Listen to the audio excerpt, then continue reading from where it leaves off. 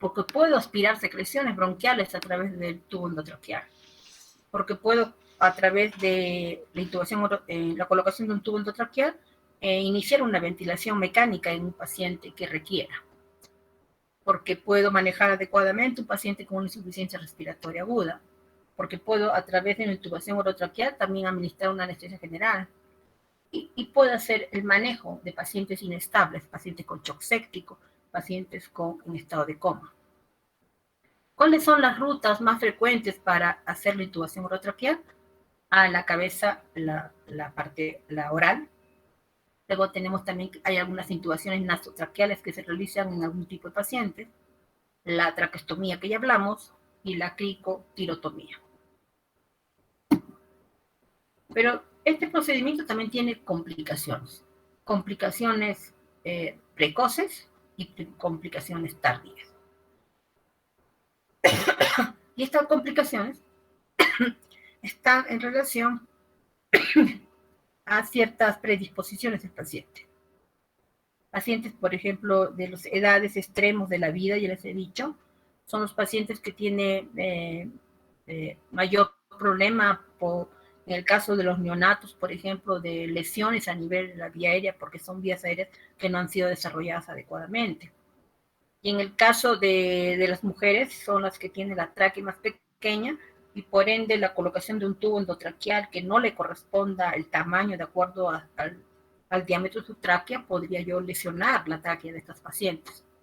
Las intubaciones prolongadas o las infecciones que se puedan presentar en la vía aérea, pues también podrían hacer que se presenten mayor complicaciones en el procedimiento de intubación orotraqueal. Tenemos que señalar de que existen muchas complicaciones. Tenemos, por ejemplo, aunadas a las complicaciones per se de un mal procedimiento, a que se presente sangrado, que puede ocasionar lesión de los dientes, disección o laceración o perforaciones de la laringe o de la tráquea, laringoespasmo, broncoespasmo, arritmia cardíaca o hipotensión, ¿no? Por un mal manejo de la vía aérea superior. Y lesiones tardías por un tiempo prolongado de colocación de tubos endotraqueales en la cavidad oral, que podrían desencadenar en traumatismos de la glotis, lesiones que se producen por el manguito del tubo endotraqueal, hemorragia, neumotoras, disección, y complicaciones tardías como disfagia, parálisis de cuerdas vocales, ulceración de los labios, boca-faringe, laringitis, sinusitis, el edema laringio, lisinequias de las cuerdas vocales y estenosis traqueal. Nosotros tenemos que tener, por eso, consideraciones para ver a qué pacientes y en qué lugar se debe realizar una intubación orotraqueal. En primer lugar, debe ser en un área segura, con todas las medidas de asepsia adecuadas para hacer este procedimiento. La ruta oral es la más fácil y la que más frecuentemente se usa, y se debe contar con todo el equipo adecuado para que se requiere para hacer la intubación orotraqueal. Contar con un laringoscopio adecuado, tubos endotraqueales de todos los tamaños necesarios para hacer este procedimiento, posicionar adecuadamente la cabeza del paciente para alinear los ejes oral, faringio y laringio para que no haya problemas al momento de hacer la laringoscopía.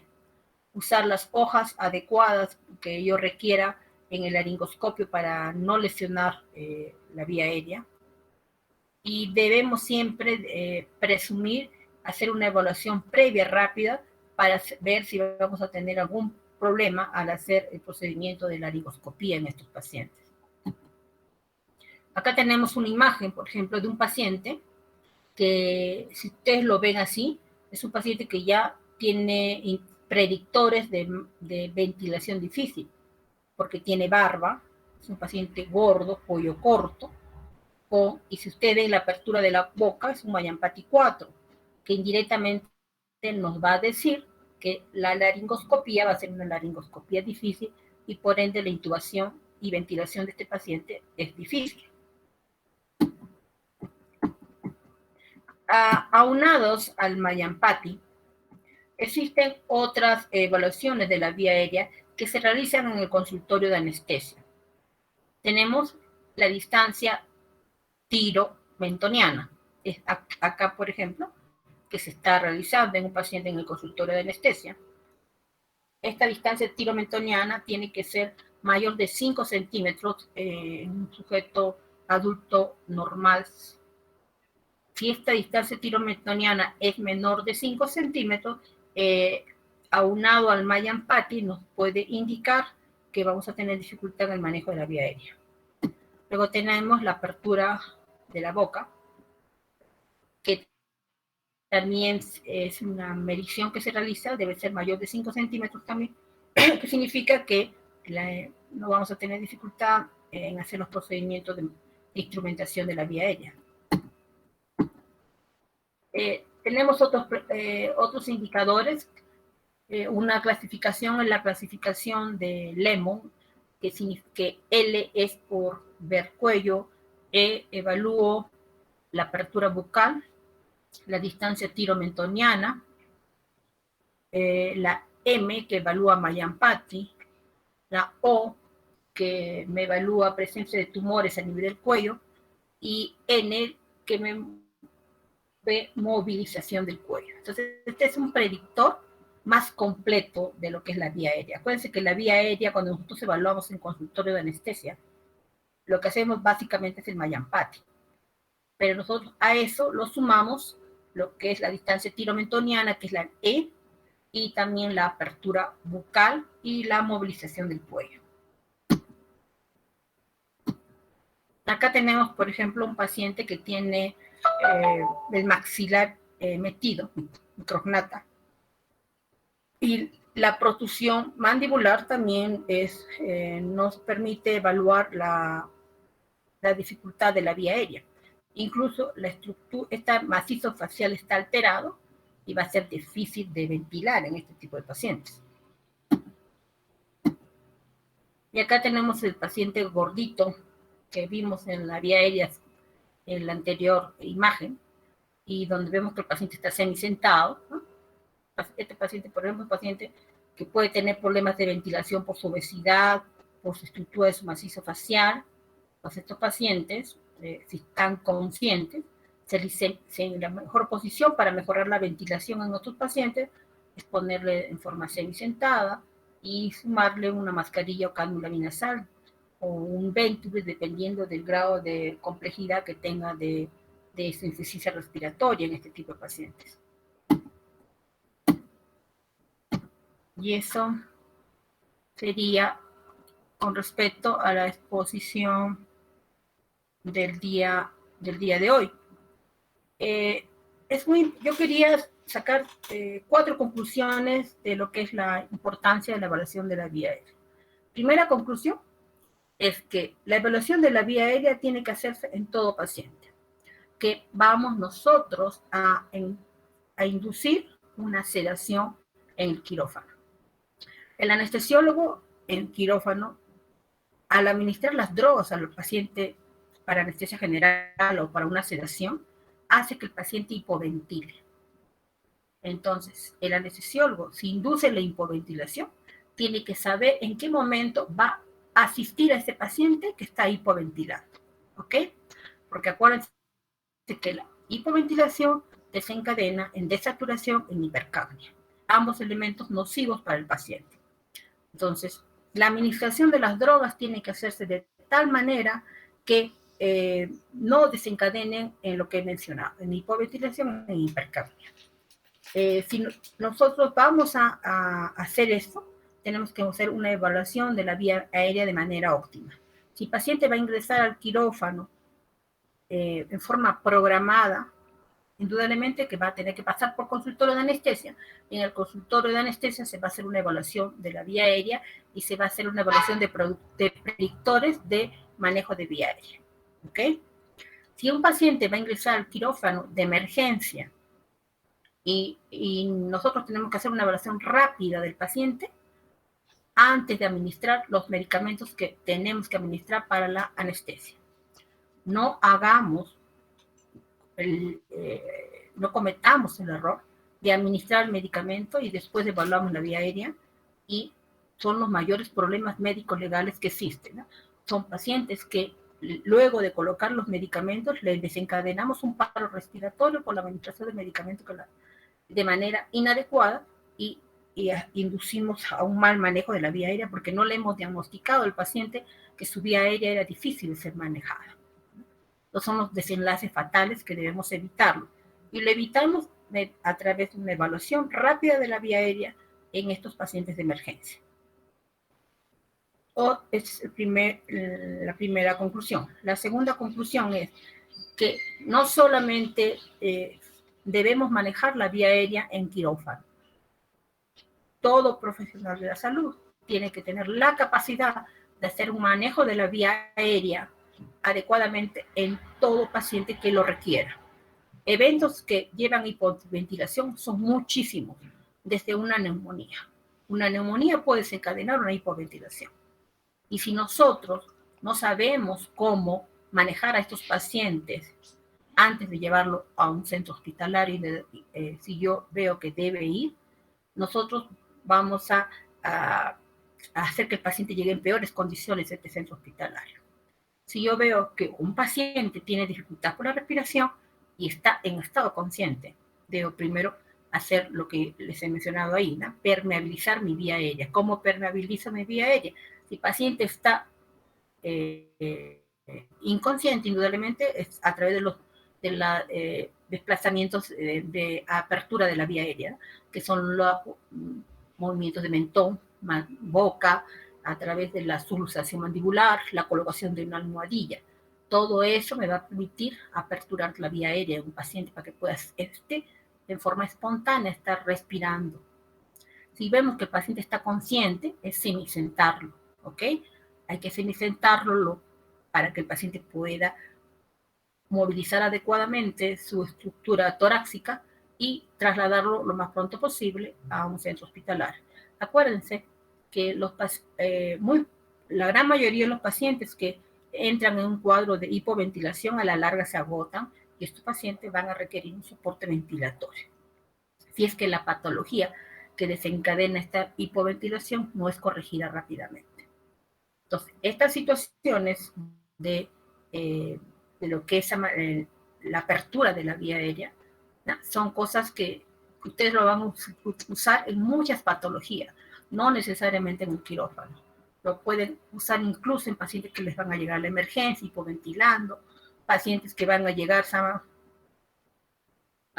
incluso a su consultorio, son signos y síntomas de hipoventilación. Ustedes tienen que diagnosticar adecuadamente y ver cómo lo manejan esto desde su consultorio hasta llevarlo a un centro hospitalario o darle las indicaciones adecuadas a este paciente para que pueda ser manejada su insuficiencia respiratoria en su domicilio, ¿no? Si es que el paciente no requiere hospitalización. Entonces, es otra conclusión muy importante. Pacientes que son de riesgo, ¿no? Hemos dicho ahí, de que van a hacer mayor insuficiencia respiratoria, obesos, hemos señalado, pacientes con alteraciones del sistema respiratorio, alteraciones del macizo facial, en estos pacientes, ¿no? Entonces yo tengo que diagnosticarlos rápidamente porque a sabiendas que estos pacientes se van a empeorar a la larga y que por ende debo manejarlos oportunamente. Y como cuarto conclusión de esta exposición es que existen muchos, en este caso actualmente existen muchos elementos que me permiten hacer un manejo óptimo de la vía aérea actualmente, ¿no? Tenemos los concentradores de oxígeno actualmente que son para uso domiciliario, tenemos lo que llama mascarillas faciales, los CPAP, que me permiten también apoyar a pacientes que tienen apnea del sueño, pacientes con roncadores, para mejorar su ventilación en estos pacientes. Y también tenemos dispositivos supraglóticos, pero estos dispositivos supraglóticos que vamos a tocarlos en otra clase, solamente se utilizan en ambiente hospitalario, ¿no? Los dispositivos supraglóticos que cada vez más se usan para el manejo de la vía aérea, ¿no? Se utilizan solamente en el ambiente hospitalario. No pueden ser utilizados en el ambiente fuera del hospital. No sé si habría preguntas sobre lo que es todo lo que es manejo de vía aérea. Doctorita, sí, yo tengo una pregunta. ¿Cuáles son las principales indicaciones en las cuales se usa lo que es la cricotirotomía? Ya. En el algoritmo de manejo de vía aérea difícil, eh, tenemos ahí, primero, paciente que no se ventila ni se puede intubar. Le hemos asistido a la ventilación, un equipo de 2 personas, 2 operadores, están tratando de ventilar a este paciente, ¿no? Con una mascarilla simple. Sin embargo, no hay optimización de la ventilación del paciente. Insisten apoyándole con la ventilación con máscara y ambú a este paciente, mascarilla facial y ambú, no lo pueden realizar. Intentan colocar un dispositivo supraglótico, ¿ok?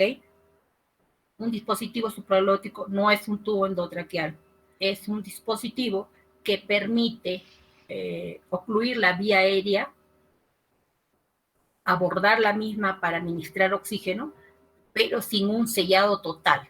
¿Qué significa? Que si yo no aspiré estómago antes de colocar este dispositivo supraglótico, puede haber regurgitación. Pero existen dispositivos supraglóticos que me permiten colocar una sonda a través de él. O sea, actualmente hay dispositivos supraglóticos, que eso vamos a tratar en otra clase sobre lo que es dispositivo supraglótico. Entonces, yo le coloco a este paciente que tengo gran dificultad para ventilarlo, le pongo dispositivo supraglótico. Le coloco el dispositivo supraglótico y veo que el dispositivo supraglótico fracasa, no ingresa adecuadamente a su vía aérea, porque el paciente puede tener obesidad mórbida o el paciente tiene alguna alteración del macizo facial. Le quito el dispositivo supraglótico, ¿ok? Le sigo ventilando con mascarilla y veo que no mejora su ventilación del paciente.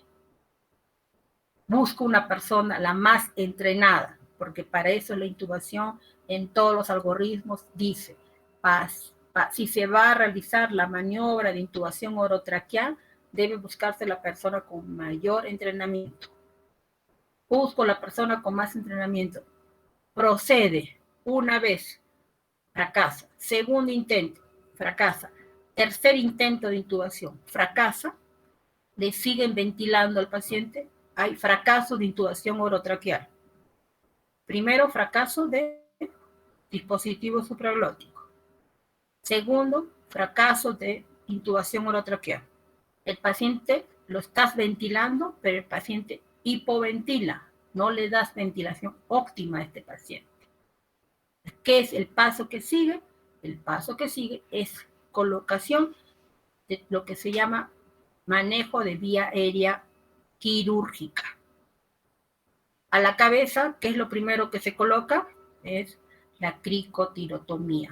Básicamente esto se hace más en las áreas extrahospitalarias, porque si esto ocurre dentro del hospital, se da la alerta y se trae al cirujano o al cirujano general o al cirujano de cabeza y cuello, o en todo caso el anestesiólogo entrenado, para realizar la traqueostomía. Acuérdense que la cricotirotomía es algo que solamente me va a permitir administrar el oxígeno adecuadamente a través de las cánulas cricotiroideas, pero esta no permite resolver el problema de manera definitiva, porque estas cánulas no son fijas, solamente me permiten asistirlo por la emergencia. Lo que sí permite un manejo permanente es la traqueostomía. Ok, la cricotirotomía, puedo yo usar la cricotirotomía después de los fracasos que ya te mencioné. Paciente, la ventilación cada vez está peor, no se puede asistir en la ventilación, estamos apoyándolo, pero estamos hipoventilándolo, su saturación no sube, paciente su CO2 se está incrementando.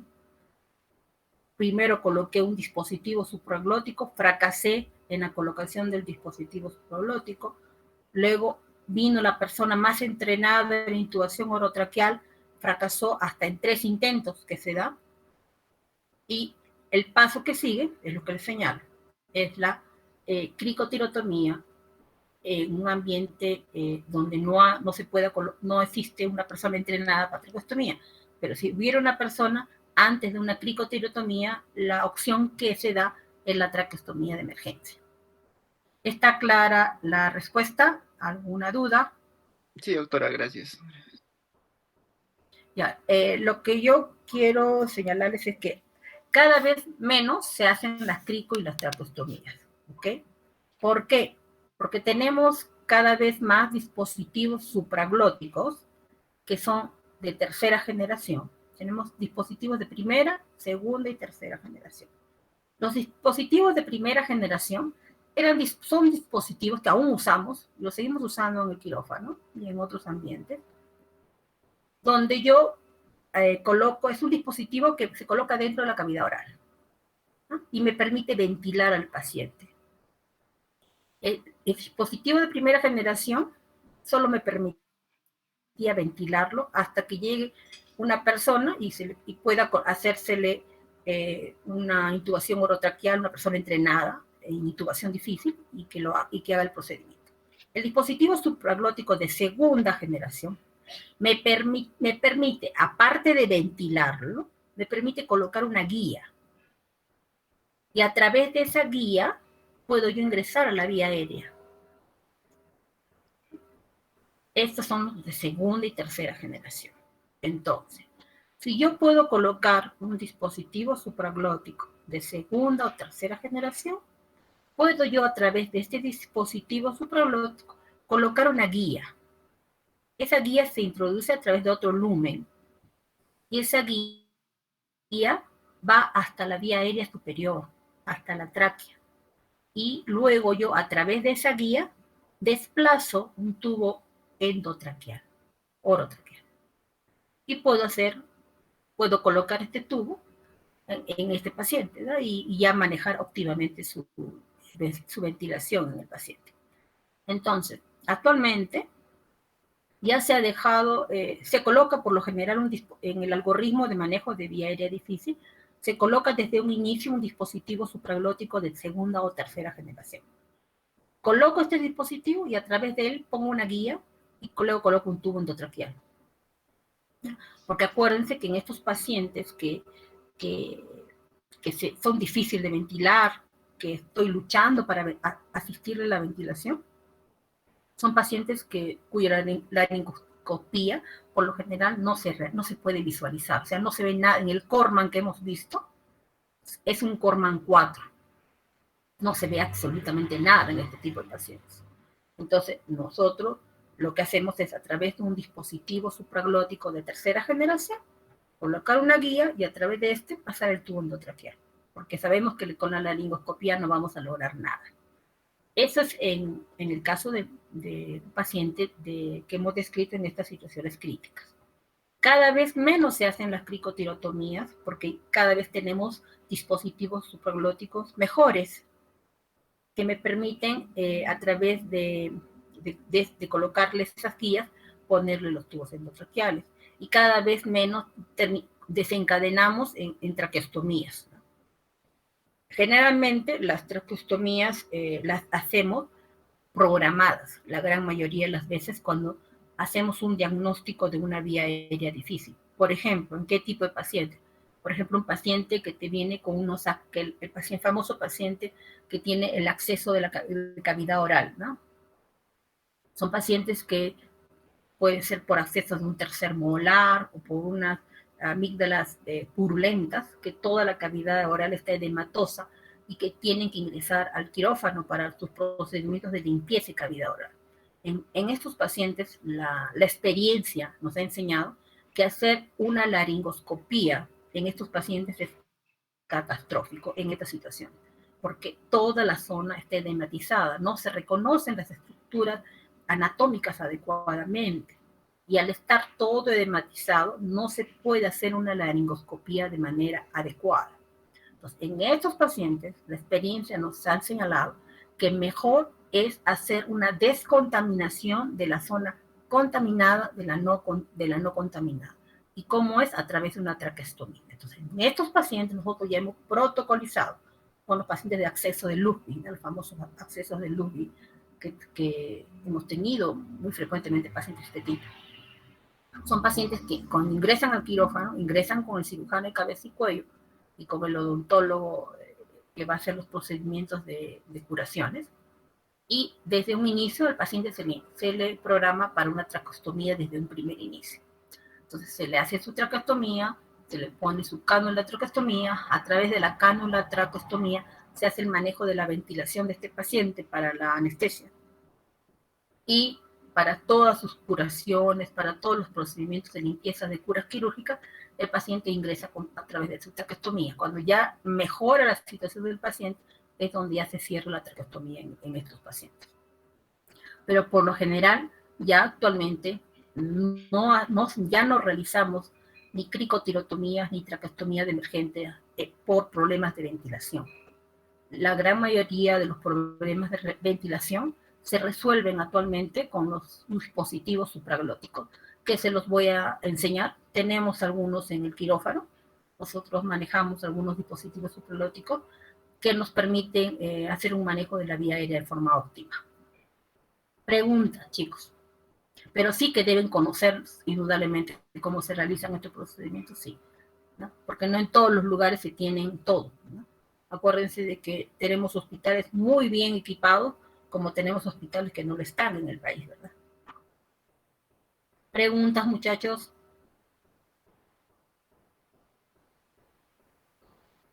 Profesora, en caso de que el paciente sufra de epistaxis cuando está con la intubación, ¿qué debemos hacer?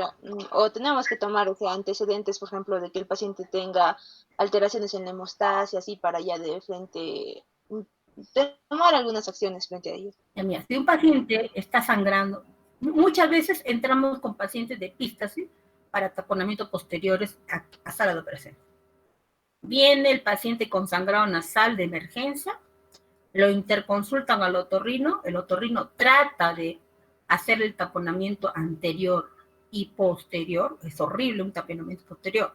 El taponamiento posterior se aborda por la cavidad oral y hacia arriba se coloca un balón, ¿no? No sé si ustedes habrán visto cómo se coloca como una sonda y con la compresión del balón es lo que se hace, la compresión de la zona sanguínea.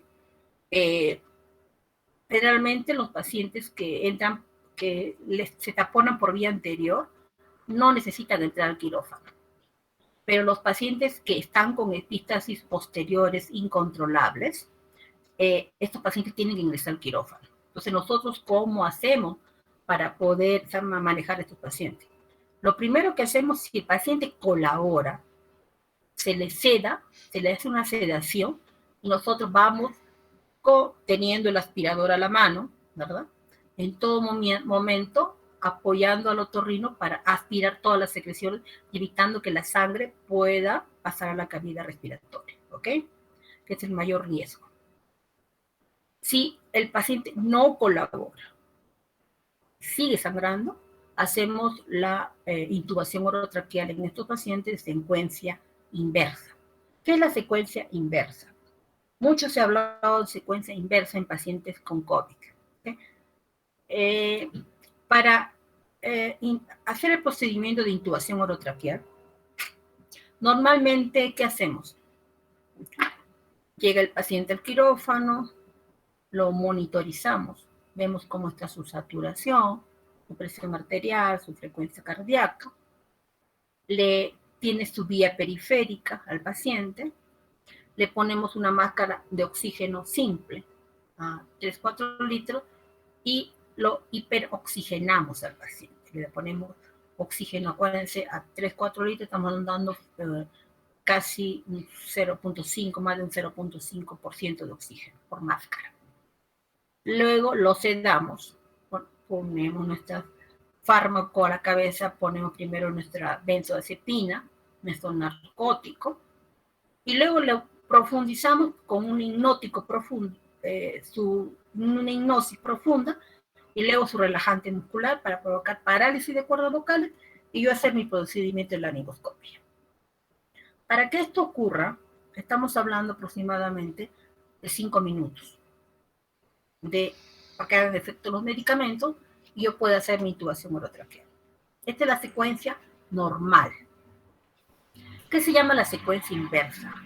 La secuencia inversa es que yo pongo el relajante primero y luego lo cedo al paciente. ¿Y por qué hago esto? Porque primero le pongo el relajante, lo paralizo primero al paciente y luego lo duermo. Se hace con la finalidad de que se acelere el tiempo de apnea, o sea, el tiempo en que el paciente está sin por respirar, sea más corto, y por ende este procedimiento se haga rápido, para evitar que haya regurgitaciones, para evitar que haya secreciones en la vía aérea. Esto se usa, esto se llama secuencia rápida, secuencia inversa.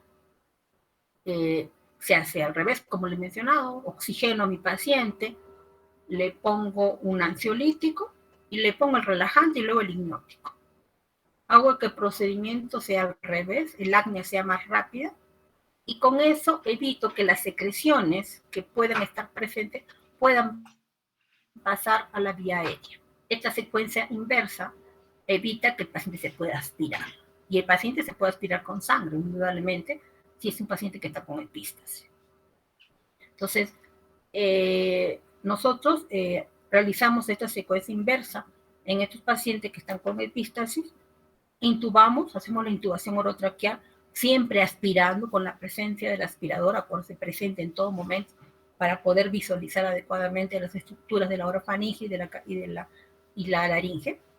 Y al intubarlo ya el otorrino puede hacer el taponamiento posterior sin ningún problema, ¿no? Es por eso que es muy importante saber también que la conexión que existe entre nariz y boca, ¿no? Puede ser que las hemorragias posteriores caen a la boca, caen a la cavidad oral. Y el paciente está escupiendo sangre, vomitando sangre, ¿no? por el sangrado posterior.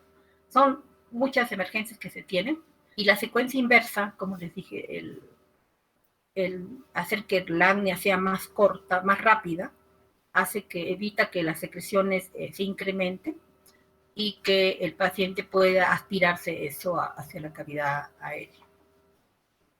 Ahora, ¿por qué se usa esto en COVID? Porque al hacerse más corto el tiempo de apnea, significa que rápidamente hay parálisis de cuerpos vocales, puedo yo hacer mi procedimiento más rápido. Y en el COVID lo que se quiere hacer es hacer este procedimiento lo más rápido posible, ¿no? Es por eso que se utiliza también esa técnica en COVID, para intubación, las intubaciones en anestesia general en COVID. ¿Alguna otra pregunta? Todo esto lo vamos a ver en las siguientes clases, ¿no? Secuencia inversa, anestesia general. Ahora que la parte de evaluación de la vía aérea es muy importante que conozcamos, es fundamental.